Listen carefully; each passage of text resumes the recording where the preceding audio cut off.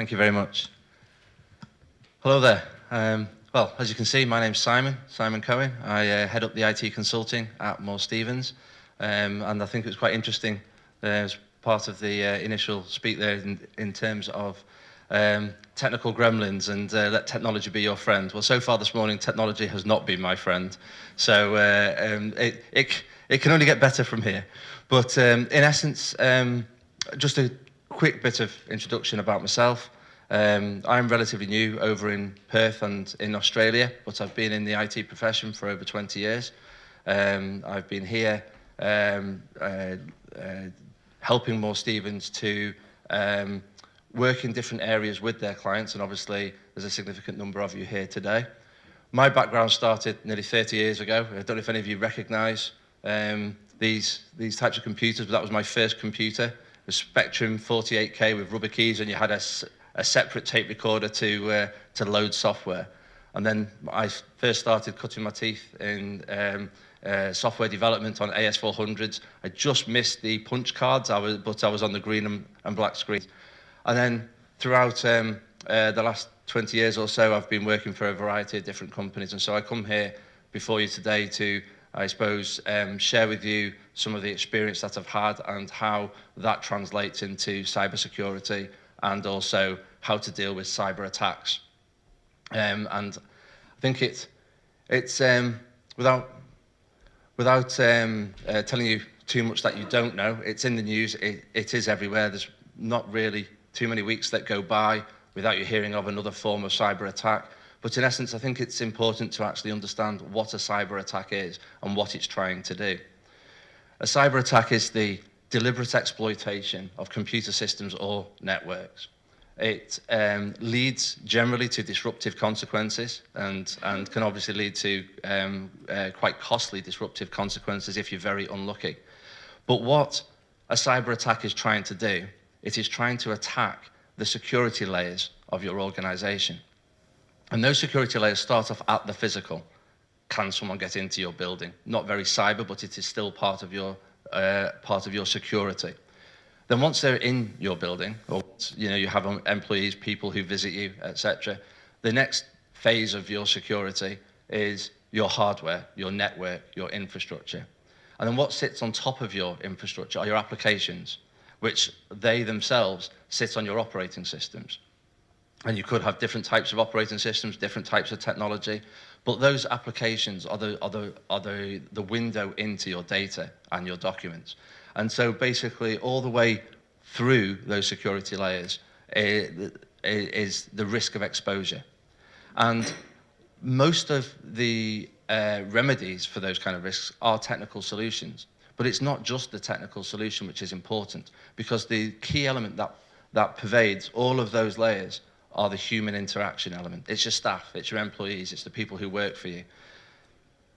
So cybersecurity is the deployment of a range of technologies, processes, and procedures aimed at protecting your networks and your systems, your computers, your data, your documents from cyber attacks. The idea being that if you have comprehensive and robust cybersecurity, those risk profiles should turn green.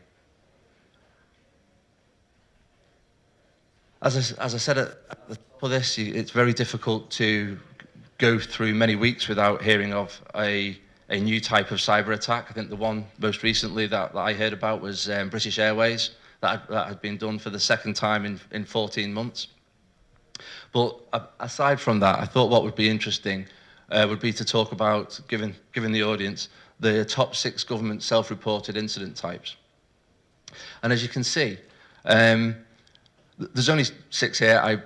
In case you aren't aware, spear phishing are those emails that come in that are trying to get you to do something or pay some money or click a link. It's that type of request that comes in. It can also be through SMS. It can also be through voicemail. Someone leaves your voicemail, please can you send an email to this, or please can you do a transaction. But in essence, that's what spear phishing is. I think the rest will be fairly self-explanatory, maybe apart from the DDoS, which is a distributed denial of service, which is when attackers will try and flood your network with requests that your architecture can't handle it, system falls over, and therefore your organization technically is exposed. What I find interesting about this is the fact that whilst we tend to think of technical solutions when you think of cyber attacking, it's you know, green and black screens, it's ones and zeros going through, it's someone in a dark room trying to attack you, and that is possibly true, but it's the human element. Spear phishing is aimed at people to make decisions, and that brings forward the awareness element of cybersecurity.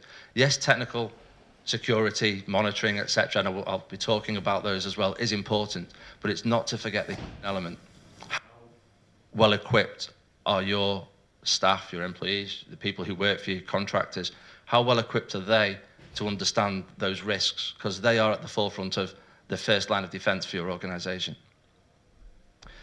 And also from the ACSC, the cyber threat to this country and other countries is undeniable, unrelenting, and continues to grow. Another set of stats. This is to do with notifiable data breach. And in the first quarter, the first full quarter, there were 242 incidents reported. Again, it's unlikely that you're going to end up in a situation where you're reporting a notifiable data breach on the basis that some piece of technology broke down or there was a glitch in the system. It's very much more likely that it's going to be through a malicious or criminal attack, and also it comes back to that human element again. So given the overwhelming evidence of news reports, of attacks, I think it's seeping into everyone's consciousness to be aware that this isn't necessarily a new phenomenon. It's therefore intriguing why there is such a seemingly slow response to deal with these threats. And a couple of weeks ago, I was at a cybersecurity conference in Sydney, and this was a topic of conversation there as well.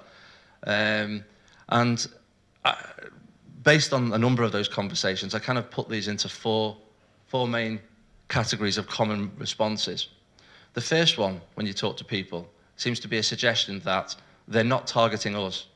They're targeting big organizations. You know, we're not the Amazons, we're not the Facebooks. We just do this, or, you know, X or Y. We're only small. We don't necessarily have a lot of people. Whatever the excuse, there's a conception or perception that it's not you that's being targeted.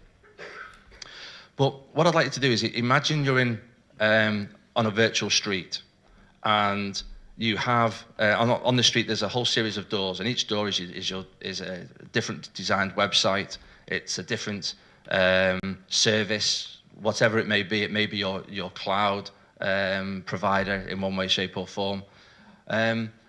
What's really happening is that the attacker's walking down this virtual street and is trying all of the doors just to see which one opens. Doesn't necessarily attack you personally, or not necessarily attacking you personally.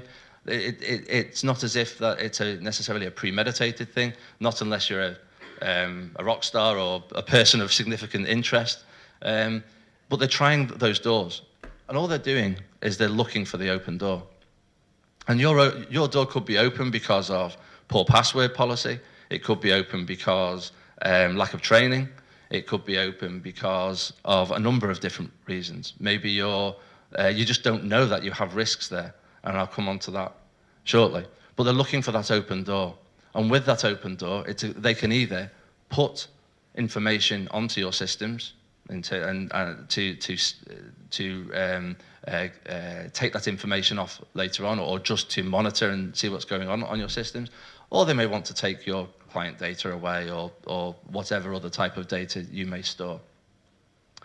So it's not just a case of they're not targeting you individually, they're actually targeting everyone. It's the spray and pray type attitude. They'll randomly fire, I suppose, what will be requests, and they'll just see which one lands.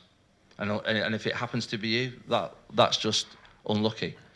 And then as a quick side note on that, is if you happen to be caught up in a cyber incident, maybe you stored your details on a different service and that service tends to be hacked, all of a sudden you're on a list. And that list is basically being used, and that's where you'll see a spike or an increase in maybe spear phishing, maybe different types of attacks, but they will piece together bits of information and use use your data if it's being hacked or released from other organizations, cloud services, whatever that may be, as a basic weapon in trying to attack you. Another example here is of an open door policy, or near enough, is an audit. I think it was the 10th Information Systems Audit Report that was done, that was handed down, and basically what this found was poor policies all over in terms of password policy. I think password 123 and system used as passwords was prevalent across the organisations audited here, and that obviously prompted the Auditor General to speak out. Again, that is the first thing, or one of the first things you need to have in place if you want to close the door, is have a sensible password policy. Make it a strong password. Enforce it throughout the organisation. I'll talk shortly about policies. That's one of the policies you can have in place. And it's not just about having your policy as a document. It's about making it stick. It's about making it effective. It's about embedding it in the culture of your organisation.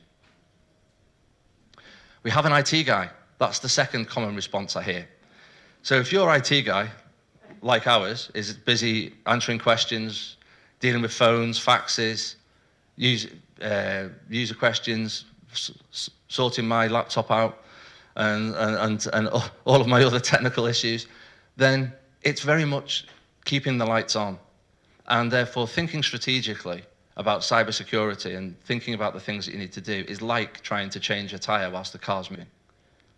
Because your organization is constantly in flight. You constantly are trying to achieve new things, and it's almost as if thinking of cybersecurity is going back a step and taking a step back and actually thinking about what it is we need to be doing.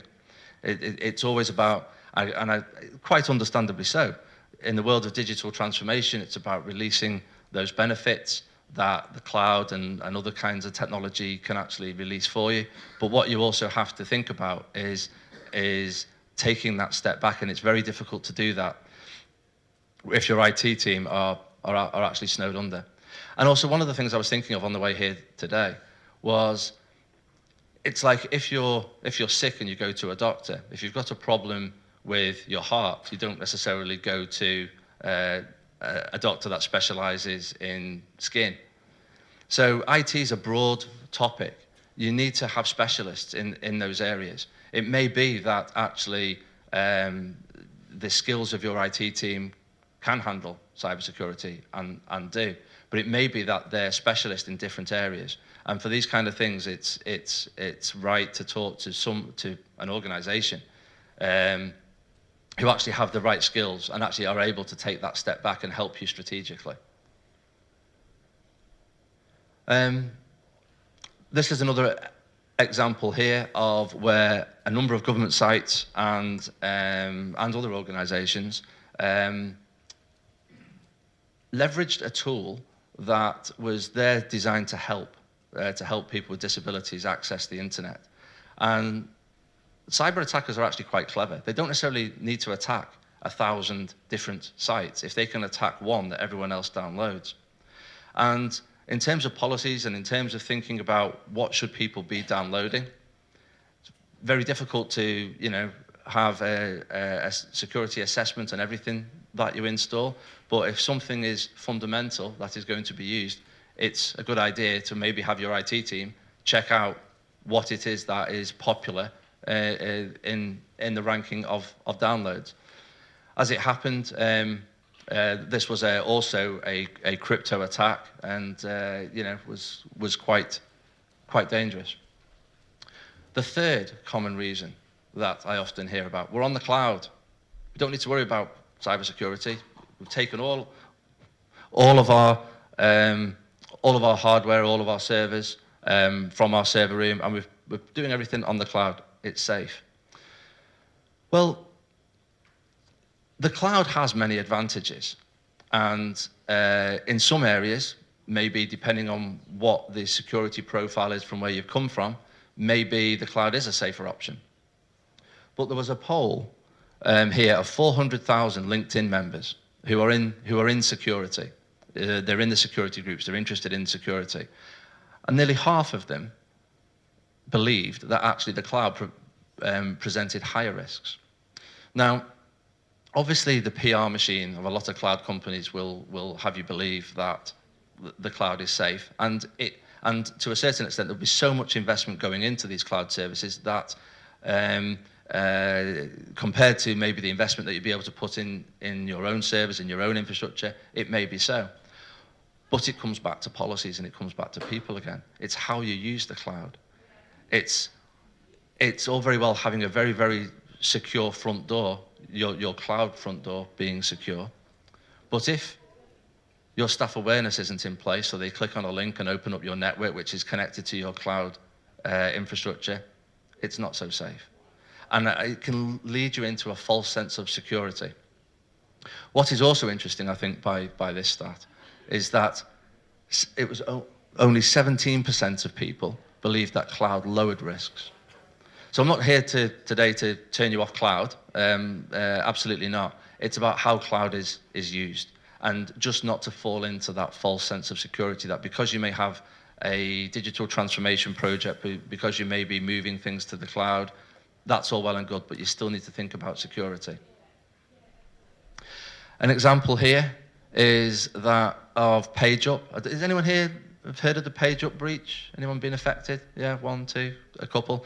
I did a similar type of presentation for one of our clients, and it was quite noticeable how many had been affected by PageUp.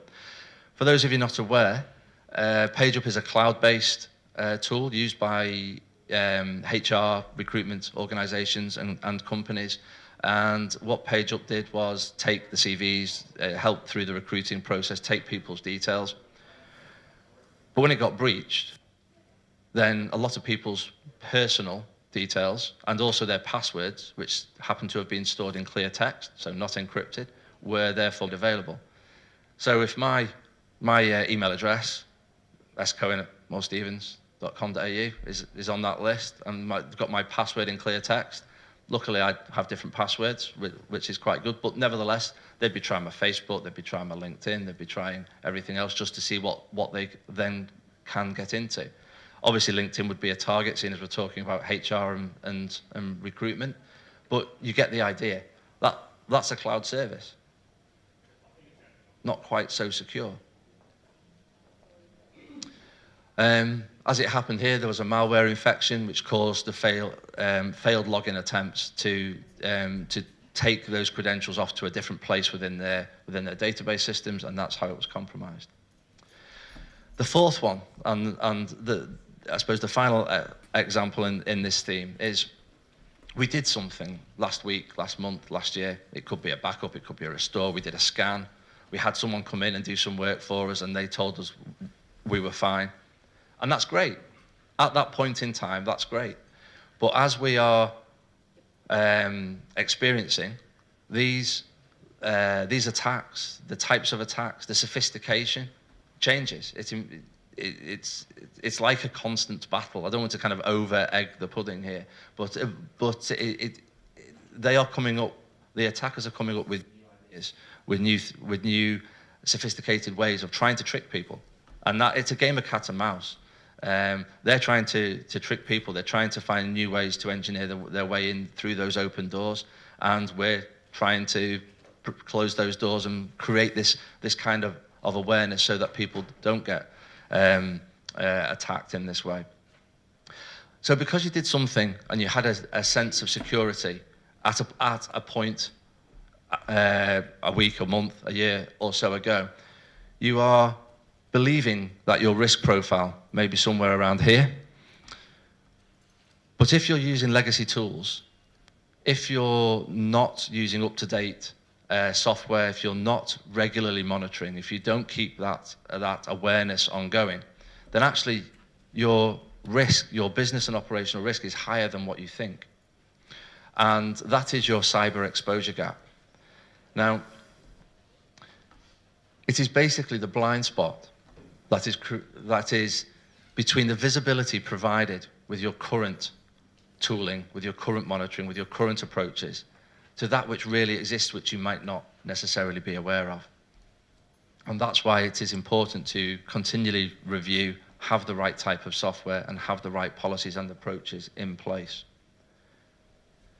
This is another example. You might not be able to kind of read it all, but what I found quite interesting here was, again, another cloud organization. Many of you will probably have heard of DocuSign, I would imagine, for signing documents electronically. It talks on here about how there was an attack, how it was just a non-core system and what have you. But the bit that I quite like about this is that no names, physical addresses, passwords, social security numbers, or credit card data was exposed. Just email addresses. So that's okay. That's okay. So what do you think, anyone maybe have experienced this, what do you think happened after this DocuSign attack? Any ideas?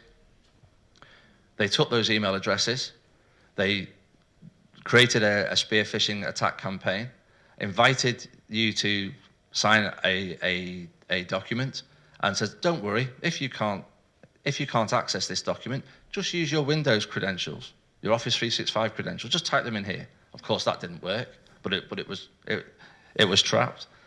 The next thing says, don't worry if you can't sign on with your Office 365 credentials, use your Google account. Try and sign in with Google. So, of course, for one hit, they basically got 3 lots of data out of people, which then continues the cycle. So I just find that from their website quite funny. Relax, everyone. It's all good. It was just email addresses. I find that quite amusing.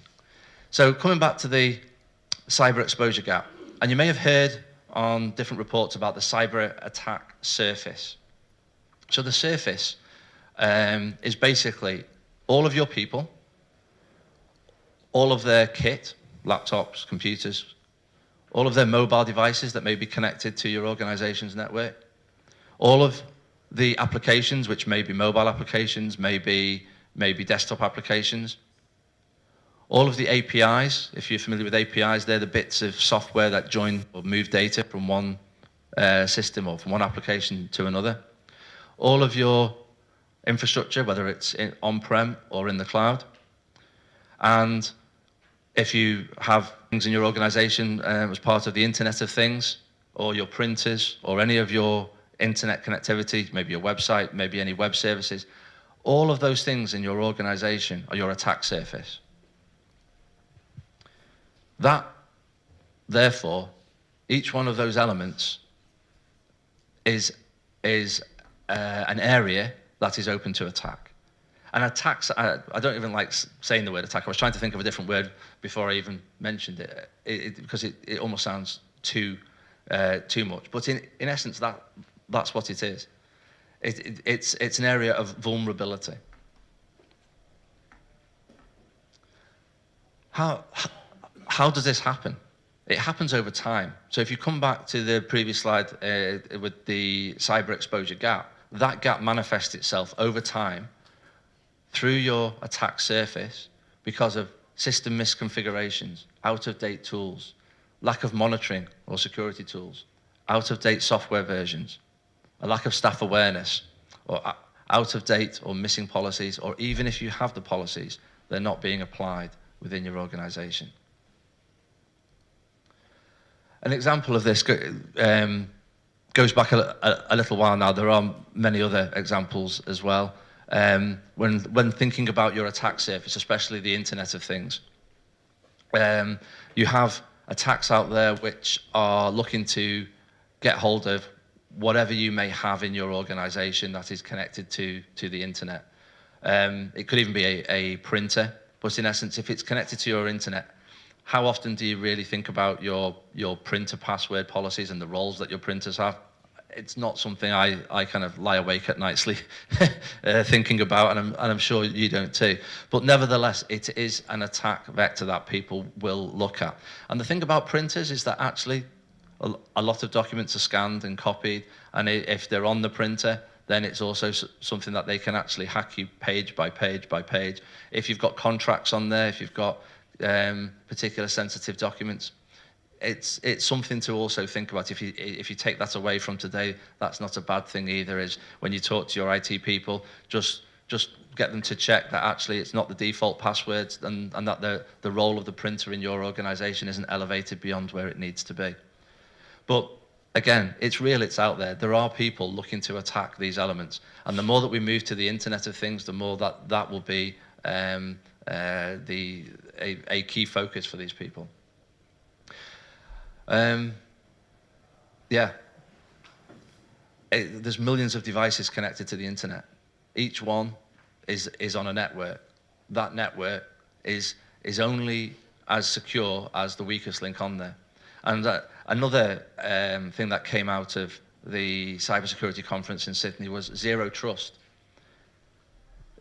And I think something we'll probably hear more and more of is actually, for your network, employ a zero trust policy. And you can maybe talk to your IT teams about that, but it's basically making sure that each of the elements on your network doesn't trust the other element on there until it goes through specific protocols.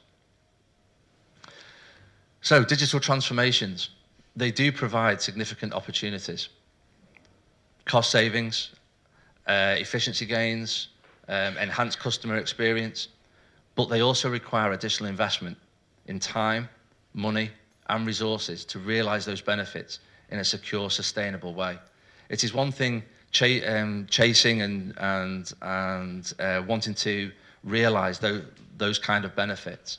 Yeah, it's natural. You know, the cloud is a fantastic way of doing that. It does save having that capital cost that then has to be maintained sitting in a server cabinet that is then constrained by capacity. By moving to the cloud, you have that flexibility. But it needs to be managed in a secure way. Otherwise, you are looking to generate significant benefits in one hand, but they could be wiped away very quickly by a cyber attack on the other hand. And it's not just the cost, it's not just the time, it's the reputational damage, maybe regulatory as well. So that's one of the other messages I'd like to leave you with today is to really think about your cloud, your digital transformations, the projects you have in flight, what your current operations within your organization, and how to make them more secure. And as part of Moore Stephens being involved here, we're here to create that awareness to help our clients, both in these types of forums and elsewhere. And you know, we're happy to help if you feel as though you have a need. We're obviously happy to help. Coming back to the slide right at the top. So maintaining your guard, cybersecurity. So what is cybersecurity then?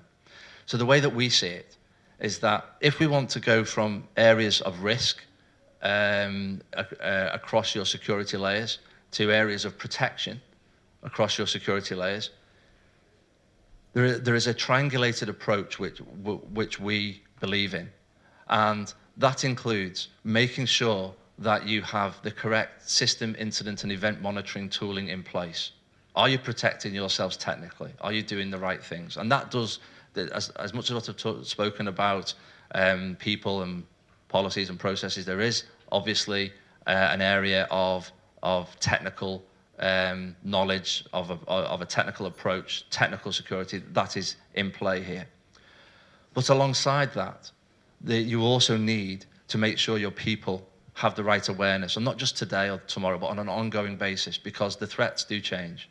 And it's about what they know, what is known now may be different in 6 months, a year's time.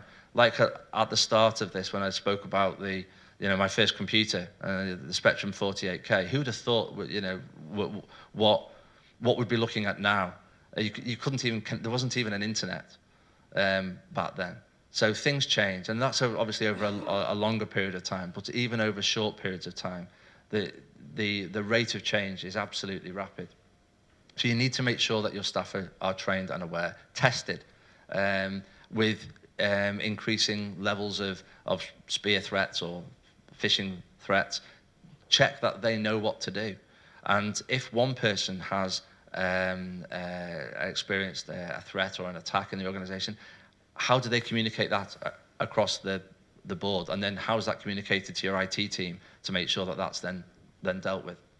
And then the third thing is the whole part of this is about embedding security into your policies, into your plans, and embedding that security culture.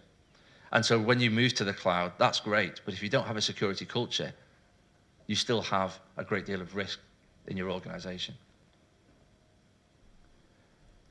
Plenty of help is available, but the time to act is now. I think the feeling that came out of Sydney is the feeling that when I talk to my peers is that, like 1 or 2 years ago, the whole talk was we must start digital transformations, we must start these, we must realise that these benefits, and now everyone's on that path. I think we're here with cybersecurity in the same ways, that it's going to reach that point where I think people, whether they're ready or not, will feel as though that they're on that conveyor belt, that they're going to have to do more. Thank you. If anyone's got any questions at all, I'll be happy to take them. And we have someone there already. Please do. Please do.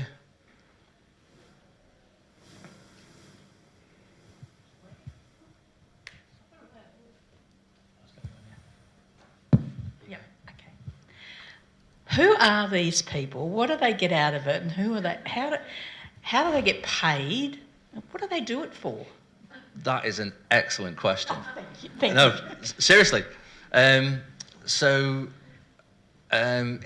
Sydney, there was a talk given by a guy called Brian Seeley, who was he actually wiretapped the FBI, and he's a really interesting guy to speak to. And he basically, I think you would have loved his presentation. These people, they don't necessarily work for an organisation in the way that we would. They don't necessarily have the salary. They don't necessarily clock on at 9 and clock off at 5. They are people who are there to solve problems. They are keen, they want to solve the problem. It's a technical challenge for them, and it's about how many people they can get. They don't work by the same type of rationale as what we do. So if you think of a very extremely dedicated computer programmer whose mission is to solve a problem, and the problem is, how do I get in? How do I open that door? And that's all they're interested in. And they don't have to worry about the same working rules and roles as what we do. They play by different rules. It's about getting in. It's about what, not necessarily personal to any one particular person, it's about the challenge. And it's their own challenge, it's their own personal challenge. And it's a case of being able to, almost a one-upmanship, who can create the most havoc, that kind of thing. Does that answer your question? I tried. But do some do it for pay for somebody else? Well, if you believe the media, and if you believe that North Korea and Russia have got a whole army of people there, then they will be paid. That is the different type of end of it in terms of that's state sponsored, so they will be paid, and I'm sure, like any organisation, there's benefits around being good at your job, but in terms of the individuals, if you like, the lone people who are not necessarily affiliated to an organisation as such, in the way that we would know, it is more about solving a problem. Pleasure. Thanks for your presentation. The question I guess I've got is that we've identified that ICT strategic cyber risk is a strategic risk. It's in the top 2 to 3 within the city. Yep. In identifying our weakest link, if you like, what we've identified is the supply chain that comes into us. Yep.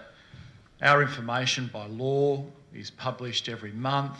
We have, thousands of creditor listings that tells exactly what we're spending it on, how we're doing it.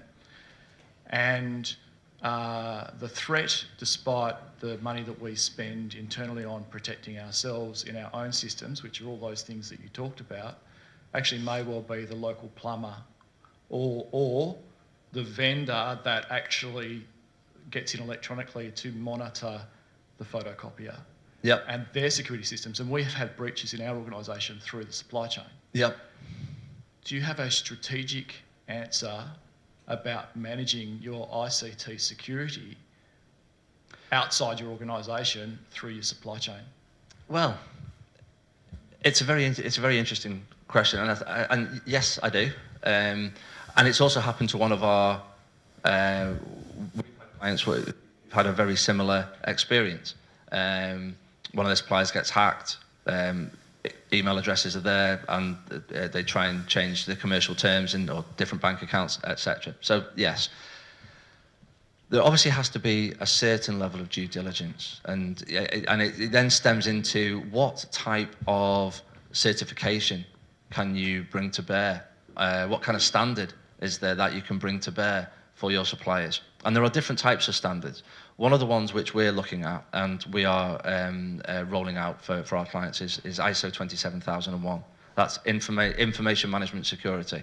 That's a global standard which people, it's a tough one. It's tough, it's not easy. And your local plumber might not be so keen in terms of putting that level of investment in. The other option is to have your own platforms, your own systems that they then feed into, they then log into, that they operate through, and that you host. So there's two other ways of doing it. For your larger organisations, I would look towards ISO 27001. And I can talk to you a bit more about that afterwards if you would like. But then you're also looking at how do you control your suppliers? How do you control your stakeholders within your areas? And one way is to actually bring it in and then provide access that way, which is a different beast entirely.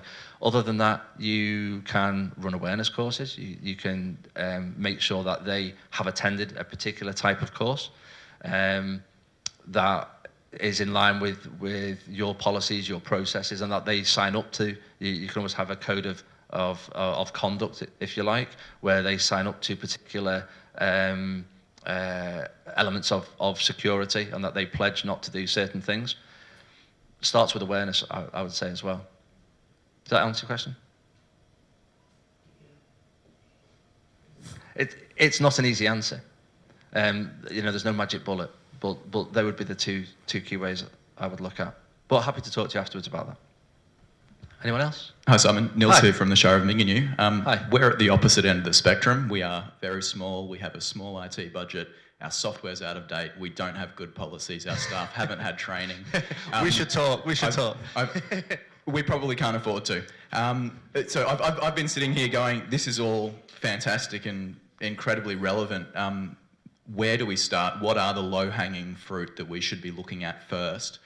Because we're a long way from looking at what our suppliers are doing and worrying about them, yet we're still very much in the immature phase of this. Okay, yeah, no, and I think the first thing is look at your password policies. Yeah, make sure that you have strong passwords. Make sure that they're throughout the organisation. Make sure you have a policy that is not just a document, but is actually enforced. That'll be the first thing. The second thing you could do that's probably quite simple is two-factor authentication. You could roll that out for your applications with your organisation. The third thing you can do is make sure that you have proper backup and restore policies in place. And again, test them. What would a DR scenario look like for you? And can you actually prove that you could get to the other side of it? Have an awareness course. Do some training. Make your staff aware, and find a way of repeating it fairly often. There's 4 or 5 to begin with, I think. That's great. Yeah. But seriously, happy to, if you've got any other follow-up questions, I'll happily give you some more information as well. No worries, thanks. If any larger shires out there have really good awareness courses they're happy to share, come find me, please. Yeah, do, yeah. And that's what's good about these sessions as well, is being able to provide this awareness. You can hopefully all feed off one another, and share accordingly.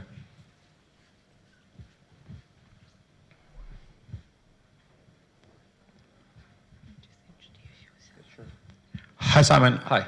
My name is Hitesh. I'm from town of Claremont. I'm just wondering, on a personal note, like we have got hundreds of passwords now, and we can't remember each one of them. What is the best place to keep your passwords? Like, what do you reckon? You can use software such as LastPass. There are software tools out there that will store the passwords for you. So you can look to some simple software for that. Just another question, when we are working on our work computer, it will ask us, do you want to save your password? Will it be a good way to do it? Like to save your passwords on your work computers, and they say, what do you reckon? No. I would say most of the time, no. Although I can't stand here and say that I never do that, so it would be hypocritical if I did. I tend to have my own kind of mental rule when I have sign-ins, and that is, am I bothered about the website I'm signing into?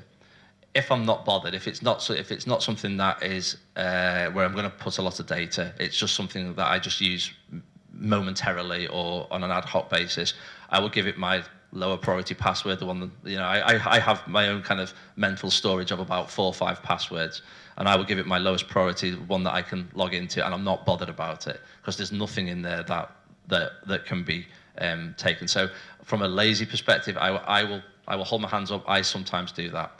If it's something that's really important, like banking, or there is personal data in there, then I will never save the password. But I will use a strong password and one that I know. And a quick trick actually for strong passwords, seeing as we're on that, is if you're going to create a long password, and yes, okay, you use special characters and capital letters and what have you, try and make it tell a story, and that's a good way to remember it. So I'm trying to think of one now, but the dog chased the cat or something like that. Whatever, but or if it's to do with your children or what have you, make it into a little story, and that's a good way to remember a strong password, because the longer it is, it's exponentially more difficult to actually crack. Thank you. Okay. Thank you. Oh, there's another one over here.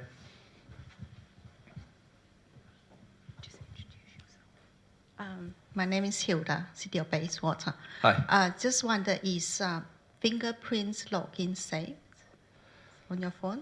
On It's your tablet? if you're on a train or something like that, it's better to use your fingerprint than to key in something where someone could be over your shoulder. So it's better than keying in a 4-digit number. Nothing. When you ask me, is it safe? It's all relative. Nothing is 100% safe. Nothing. There's always be a way to actually crack it. Even the iris scanners, they've been found to be not necessarily as precise or as exact as what you might think. So, if you ask me if it's safe, it's good, but it's not 100%. If that's what you're asking me.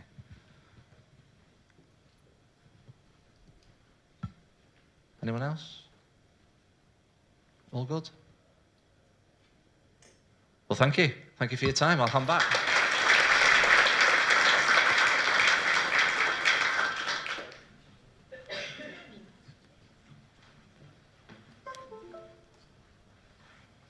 Actually, before you do go, just one quick question.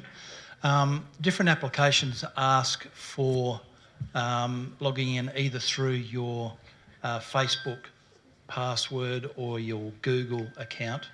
Is that fine, or is that something you... It's not something I ever did. Whoa, we should step apart. It's not something I ever do. I never use my Facebook details or my Google details to log into anything. I always like to use my email address and password or whatever my user profile is. That's just a personal thing. Again, I don't think anything's 100% safe. I don't necessarily think there's a problem if people do that. It's just, if Google did get hacked, it's then they've got so many, or my personal Gmail got hacked, then if I logged in that way, there's so many different things that they can automatically get into. I just think actually separating those things out is sometimes beneficial.